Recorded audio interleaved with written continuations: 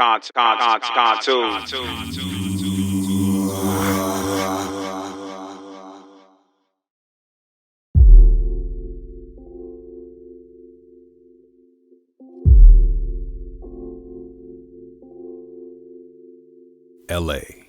the city of angels, home to some of the most famous beaches, Hollywood, and street gangs, a never-ending cycle of violence, a violent cycle where only few make it out of.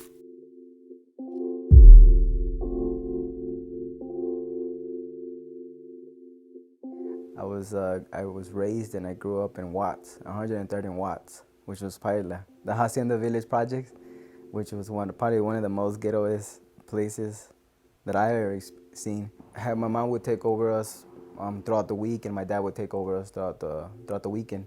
But my mom was actually addicted to crack cocaine for a while, so I think that was what kind of separated us from having that relationship with our mom and stuff. My dad actually forced my mom to smoke crack. You either smoke crack or then he'll take my life away.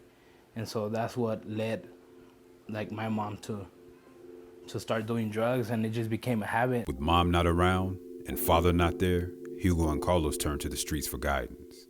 And the streets responded with open arms. When I was in rehab, I was excited to, get my life together, being clean. And my mom was taking care of my kids when I came out. Their grandmother, Miriam, enrolled them at Walnut Park Elementary School, taking on the role as guardian. She basically raised us after growing up from Watts and moving on, and she raised us and she put us in school. She would give us the attention that we needed, you know what I mean? And I think it's a little more stronger because a lot of the times, maybe our grandparents didn't quite do what they should have done with their kids, so they do it with their grandkids. So I think my grandma was fully giving us the attention that we needed, making sure that our uniforms were washed. She'd stay up and wash our uniforms. She would cook for us. She would make sure that we didn't have our elbows on the table. Little things like that when you grow up, you still have it with you, you know what I mean, that follow you. She would wash our clothes, make sure that we were clean. At a certain time, we couldn't go out. A few weeks passed and Patricia had completed her rehab program, regained focus with her boys, and was on her way to a new life in South Central LA. My Section 8 came through, and she helped me look for an apartment, but we ended up getting a house, and we ended up in South Central. But the start to a new life was cut short and took a left turn when Patricia realized the area was a gang and drug territory. My mom was like, I'm gonna show you guys a house, and we're gonna go check it out as a family and stuff. And I remember we went, and that first day we got there, we looked at the house and everything, and it seemed like a very, very, very, very calm area.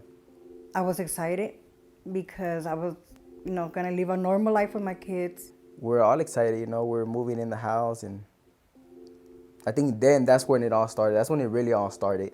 I remember moving in the couches, and it was just me and Carlos, so it was really tiring, and we were young at that time.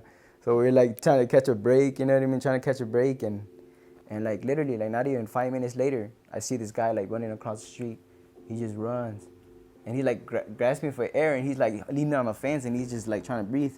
And then I see this Regal just pull up and bah, bah, bah, bah, bah. And me and my brother were just sitting in there just looking And we're just oh damn, this is real.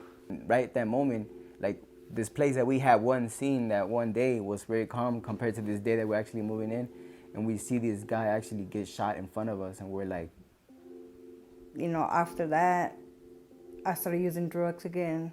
Living in a bad area, and with their mother back using drugs, the streets welcomed the two boys with open arms.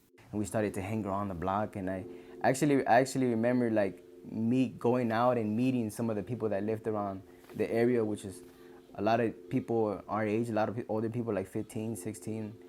You meet everybody, you start knowing who sells what, who does what. You start seeing all the money they have, and it just gets your attention. And to me, it was man, I want that.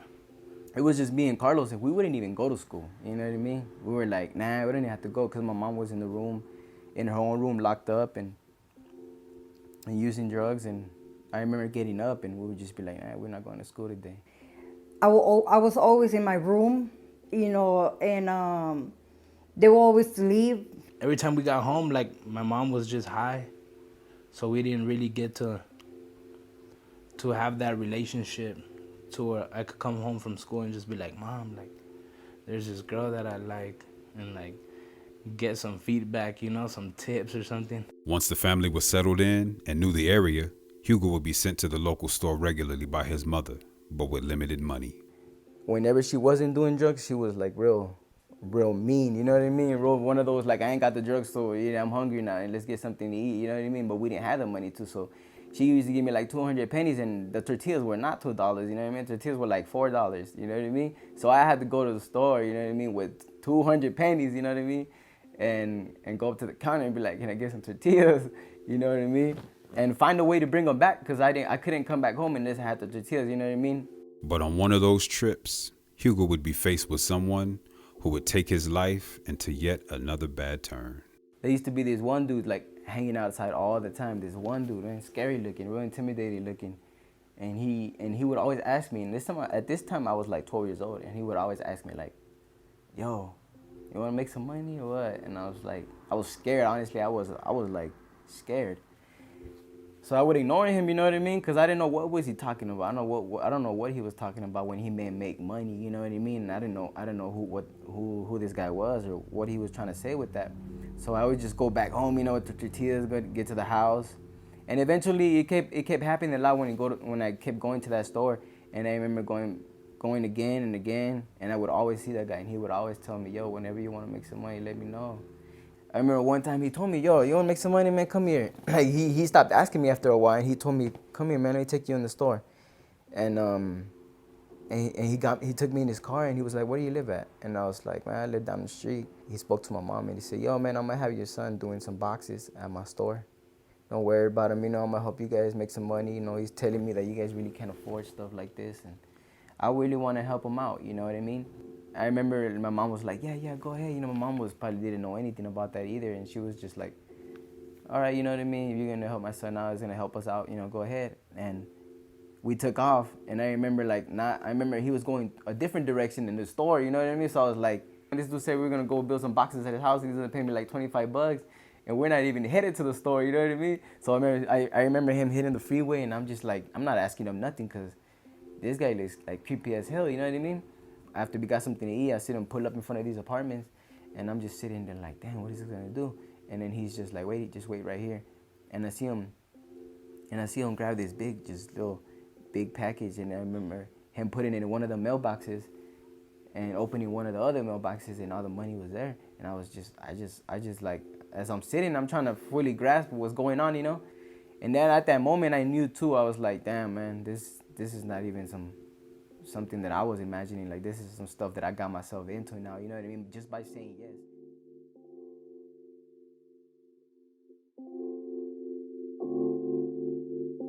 This whole time my mom thought that we were doing that, you know what I mean? But this whole time I was just running around with him. Like, I was just in the passenger seat, I wasn't even there, you know what I mean? But I was there. I just keep my mouth shut about everything and just see him do everything he did. Having this dude take me to Ross and spend $500 worth of clothes for me was like, damn. I couldn't even carry the stuff out. And I was just sitting there like, I still couldn't believe it, you know? I had new shoes, I had Nike shoes, new stuff. And I was just sitting with all this clothes, you know, Timberland jackets and brand stuff that I'm like, cost a lot of money, you know what I mean? I came back home that day, he dropped me off, and it was like, we're gonna do this thing back again tomorrow, you know what I mean? And I'm just sitting there like, tomorrow again? Well, all right, you know what I mean? And I'm coming home with a PS3, you know, at the time it was a PS1 or PS2. 2003, I think it was a PS1. And I'm getting in the house, you know, bringing one thing at a time, you know. I'll get the PS1 off the car first, and I put the box in the porch, and I get all my clothes, and then I walk in, and I ring the doorbell, and Carlos opened the door. And he was like, where'd you get all this stuff from? You know, this is the first thing he asked me when I came in. They had given him money. I don't know who it was, but they had given him money, like a PlayStation 2, like brand new, like clothes, like $500 worth of clothes. And I was like, damn, like I want that. I've been kicking it with this dude for like 3 or 4, 4, 5, 6 days in a row. You know what I mean? I've been going out to eat, bro. How did you get it? And he's all like, I'm gonna show you. I'm gonna meet you. I'm gonna introduce you to this guy. I'm sitting there, we're plugging in the PS1, and he's looking at my clothes, And I'm just there like, yeah, man, I ain't got it like that, you know? Hugo had come home with $500 worth of clothes, a video game console, and a situation he was unaware of. So that you can get in on it too, whatever. And we met this guy and just started hanging out with them for a little bit. Like when we would hang around with them, the first thing they said that just caught like my attention and my brother's too, was they said like we'll treat you with love, like we'll show you love, like we're a family. And then that's when we're like, man, like this is what we've been looking for. Hugo and Carlos had finally felt like they had a place where they belonged, saying everything they needed to hear. The gang had finally got their trust. One of our friends comes and he's all like, hey man, like there's some girls that wants to meet y'all. He's like, yo, man, some girls, man, they want to hit you guys up. They, you know what I'm saying? They want to know what's up. And I told them all about you guys, you know what I mean? So put your cologne on and do whatever you got to do. And I'm sitting there like 12 years old, you know what I mean? Like that wasn't even on my mind. So me and Carlos, you know, go in the room, put cologne on, change shirt, you know what I mean? Put some shoes on. And some of my new clothes that they had just bought me. And so I went, you know, we're running, yo. He's like, come on, let's go. And then we get there and this dude had told us we're going to meet up with some girls. So we're like all excited, you know what I mean? And we get there, bro, and he takes us behind the store. And me and my brother were just like, well, I don't see no girls here. When we get there, there's like a bunch of dudes standing in a circle, right? So I'm just sitting there like, I'm standing there like, my heart started beating, bro. I could remember exactly how my heart was beating because I knew exactly at that moment that it was no girls, you know what I mean? This was not what he had told us. So at this point, you can't back off either, you know what I mean? At this point, you already know what's gonna happen. At the age of 12 and 15, Hugo and Carlos would be jumped into the gang life. The main leader of the gang, you know what I mean, is sitting there, is in the middle, and all the bigger guys like 27, 28, dudes straight out the pen, you know what I mean? Dudes that have been fighting all their life, you know what I mean? All tat in their face. No feelings, you know what I mean? No feelings at all. And I already knew at that point, I was like, damn. And he's like, who's gonna go first? And I was like, damn, man. My heart was beating. I was like 12 years old. So I take off my jacket, my Timberland jacket, and I'm like, I'll go first, you know what I mean? Trying to act, you know, just act a little tougher than who I really was. And I was just like trying to prove to them that I can handle my own, you know what I mean? At that time, he was like, you already know what to do. And some dude started swinging at me, and I'm just swinging, and I'm just like, whoa, whoa. And at the time, 12 years old, like, I never had a real fight, you know what I mean? So I'm just sitting there like, I don't even know what I was doing, you know what I mean? I was swinging. I was spinning, swinging, everything, you know what I mean? I'm just trying to hit him back, and he's hitting me, and I could hear, like, while everything's going on, it's like so much adrenaline, you know what I mean? Because you're being put into a gang, and you don't even know it, you know? And you're like, damn, I just walked into this. I basically just walked into this jumping in session, and I put myself into it, so... I'm trying to fight, and in the background, I could hear the main leader of the gang counting 1, you know. And at this moment, like, it feels like it's gonna take forever for him to get to the last number, cause like you getting your butt whooped, you know what I mean? You're getting whooped, and you're just like, I want this butt whooping to end, you know what I mean? But at this time, like the numbers seem to be counting so slow, you know. So it's like 1, 2, like in your background, you hear these numbers go slow, you know what I mean? And you're just trying to get it over with, fight. And I remember he counted up to like 13, and then he went back down to like 8. But you can't say nothing, you know what I mean? But he just kept counting until he was like 18. That's it. And then it was my brother's turn. And at this point, the gang leader told me, like, you're gonna jump your brother in. But eventually, when it came down to the point, I just acted like I was really hurt, and I couldn't hit my brother, and I couldn't sit there and watch him get beat either, you know? It was just one of those things where that's the lifestyle, you know what I mean? That's something that is actually, it happens, you know what I mean? Both of the boys suffered from multiple bruises. Life for them was a stage where there was no turning back. Like, days went by, you know what I mean? And I think I was out there in the streets by myself. My brother at this time, I got into some situations, so he wasn't around. They caught me with a friend driving my mom's truck, and they already knew me, so they're like, Carlos, get off the truck. Like, you can't be driving. You're not old enough or whatever. We got off the truck, and then the police just told my mom, like, we're not going to take your vehicle, but we're going to take your son and his friend. Carlos was sentenced to 6 months at Camp Scudder, a juvenile hall in Santa Clarita, California, where he spent an additional 2 years for charges he wasn't even a part of. And Hugo was out on his own.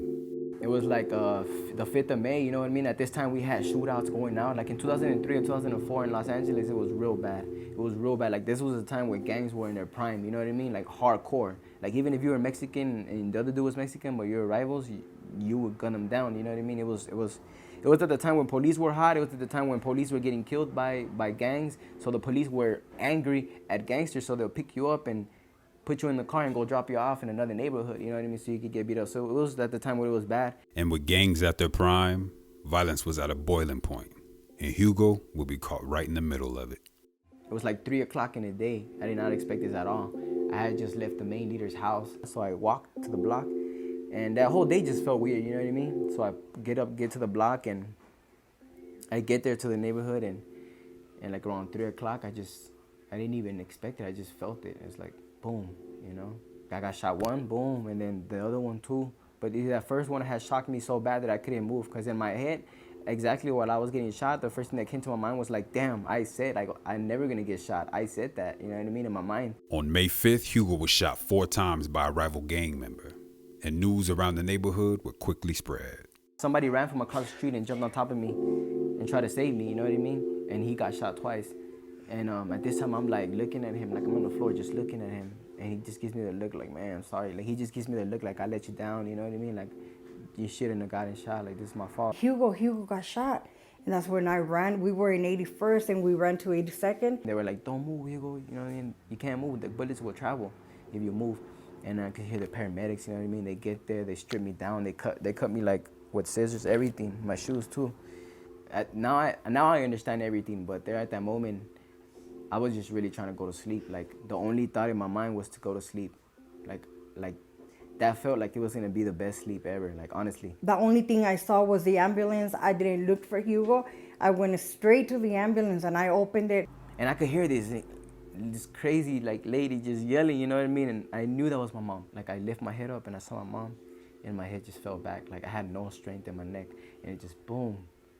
In that moment I just felt relief, like I felt like I was gonna go to sleep, and at least I saw my mom before I went to sleep, you know? Hugo was rushed to the Harbor UCLA Medical Center, but doctors were unable to operate due to serious injuries. My counselor, he called me and he's like, I gotta talk to you. He like just called me into his office and he's like, I gotta tell you something. And then he gave me like a phone number and he's like, call this number. And then my mom answered the phone and she was crying and I was like, what's wrong? And she's like telling me that my brother got shot. And when I got to the hospital, the doctors were already waiting for me. The doctor, she told me that he wasn't gonna make it through the night. And they wrote it down all in paper and they told her, like, if your son makes it, like he's gonna be in dialysis, he's gonna be in a bag for the feces. Like he's not gonna no longer be the person that he used to be, you know what I mean? He's not gonna be able to eat by himself, he's not gonna be able to do anything, he's gonna be on dialysis. They came out and they told me, we need for you to sign some papers because he's gonna be on dialysis for the rest of his life. He's gonna be in a respiratory machine. He's gonna be like a vegetable. That's the way you're gonna take him from the hospital. He received serious puncture wounds in both the small and large intestines, as well as the kidneys and lungs, and would also be left with a bullet stuck in one of his heart arteries. They took him to surgery, and half an hour after, the doctor's assistant, he came and he was like, your son came out of surgery already. And when I went into the room, I saw Hugo in the bed, and I turned around and looked at the doctor, and I told him, doctor, how's my son? She asked him, like, doctor, what's wrong with my son? And he didn't respond. And she asked him again, doctor, what's wrong with my son? And my mom asked him for the third time because he didn't respond. He lifted his hands up and he said, I don't know who did it. I don't know. We didn't have to do nothing. Your son, he's a miracle. We didn't do nothing. The bullets came out by itself. Your son is a miracle of God. When we walked in here, like, there was no bullets in him, you know? Which is cover the holes that the bullets did. The doctor was just like in shock as well, you know what I mean? Like sitting there like, we didn't do anything. Like, we don't know who did it, but your son is a miracle of God. Hugo's bullets were an unexplained miracle. His brother Carlos was now released from Camp Scudder, and recovery for Hugo was now in place, though chances of dialysis were still unknown. I remember the week later when I got out, I went straight to the hospital, and my brother was there laying and he had like all these tubes in them and everything. Like, who would want to shoot a 12-year-old? I remember having to teach him how to eat again, how to chew gum, how to walk. I had to learn how to walk again. They had to teach me how to walk. I could not walk. They had to teach me how to use the restroom. They had to teach me how to eat, because I couldn't eat for like the whole time that I was there. They had to teach me how to shower. I didn't shower for most of the time. Hugo was in a coma for 9 days and 15 days of intensive recovery. Patricia, she refocused her attention on her boys and was driven to stop her addiction.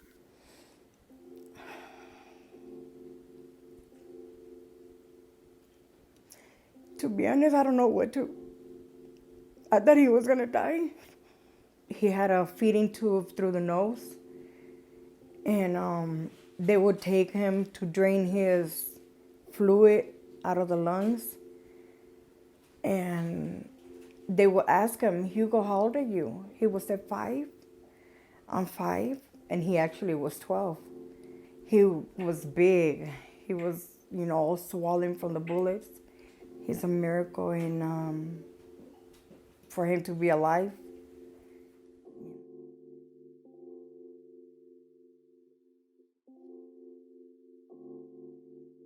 After Hugo came out, in May 24th, he came out of the hospital, and my mom passed away in June 10th.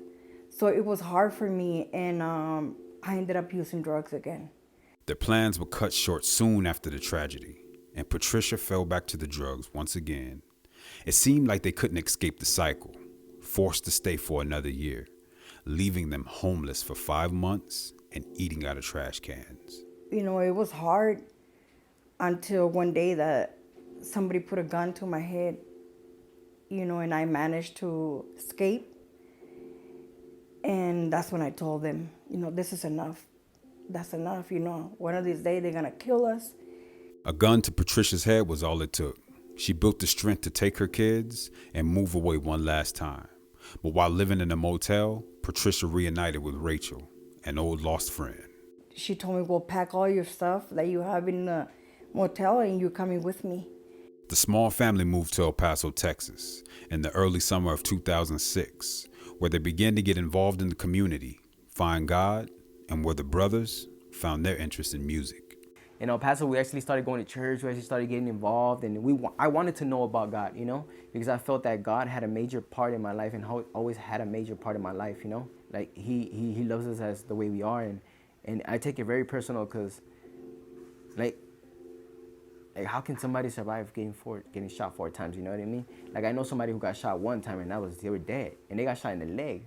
When I wake up every day, that's what I think. I'm like, yeah, God is real. So we started getting involved with churches and stuff, and my brother started doing rap, you know what I mean? And at the time, man, it was Spanish rap, you know what I mean? The boys began practicing their skills and doing shows in local churches, eventually forming a rap group and even a metal band, where they were given the opportunity to perform on tour and the Cornerstone Festival. When we went to do shows, they didn't use me to sing or to rap. They wanted me to share my story, you know what I mean? So it was like everybody rapped and did their thing, you know what I mean? They got their pants, got their microphones and, wave their hands. And I'm sitting there like, I want to do that too, you know what I mean? But when it came down to giving me the mic, they were like, nah, dude, share your story, you know what I mean? And I'm just like, dude, I want to rap, you know what I mean? So people liked us a lot. They got our numbers and stuff. Everywhere we go, we had like numbers from people, like on Facebook, different requests every night. The boys began to grow in popularity and gain more recognition with every show. But soon after that, Hugo and Carlos left the group due to musical differences. And when we got out the band, some people ended up calling us and they were like, dude, you guys are not with the band no more? Like, nah, man, it didn't work out. And, well, check this out, man, are you guys still doing music? And then me and Carlos are like, yeah. And we're like, no, dude, we ain't got no music. We ain't got no songs. Like, we don't got no songs on our own. But I told Carlos, tell him yeah, just tell him yeah. We're just like, yeah, like we had the songs like written, but they were not memorized. There was no beat to it, no nothing. He's like on the phone like this, like, why me? Tell him yeah, And I'm just like, dude, tell him yeah, you know what I mean? Like, we'll be there. Yeah, like we'll be there. Like we were all like excited, And then as soon as I hung up, I told my brother like, dude, we have to put these together. Like we only have 3 weeks. With time cracking down, the boys worked on 6 songs, which they practiced for hours and hours a day. It was just me and him with like a stereo, and I'll play the beats, and me and him would like be sitting like right here, and just, all right, dude, go, do the rap, and then I do the hook, do the rap, there was no microphone or nothing, and exactly how we practiced it right here is how we performed it live. So we didn't know if we sounded good live, you know what I mean? Because it's very different. Like, we were every day, bro, like, just trying to remember those songs and every day together. And then after a while, we ended up getting them together. Hugo and Carlos traveled to Arizona, where they were performed together for the first time. We got there to the show, and we're like, all right, this song is, we didn't even name our songs, man. You know, we didn't have no name for our song, so we are just sitting there like, and which was kind of funny, you know, because people like, it was just a natural thing, you know, that we said that moment. We just like, man, we want to apologize because we honestly don't have no names for these songs, you know what I mean? We just started together and this and that, and people were just cracking up, like laughing, like, you know what I mean? Like, I guess we'll call this song track 1. People were laughing, you know what I mean? We were just like, damn, dude. And then when it came out to track 2, like track 2, you know what I mean?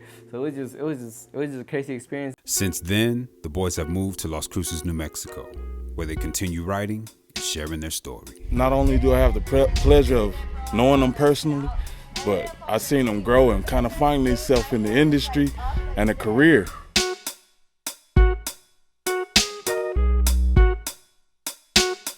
I'm just happy to see that the big change they have done.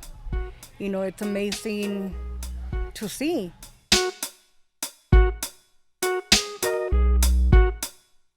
They're good people, bro. What they do is good for the community, you know what I mean? They made it through all that stuff and they're here. Oh, I'm so glad. I'm so glad that they're the right path. And plus they're doing what they love to do. And I'm very proud of them.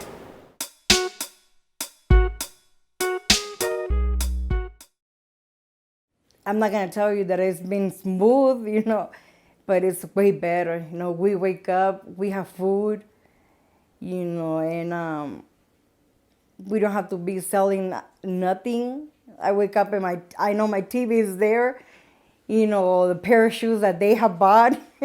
It's been amazing, you know, and I love it. I love being clean. You know, especially that they are clean too, and you know, we have a roof over our heads. We don't have to be eating from the trash or, you know, sleeping in the cars. You know, we have a place where to take a shower, you know, and plus, you know, I guess, you know, we have came far, and it's just happy. It's a happy feeling.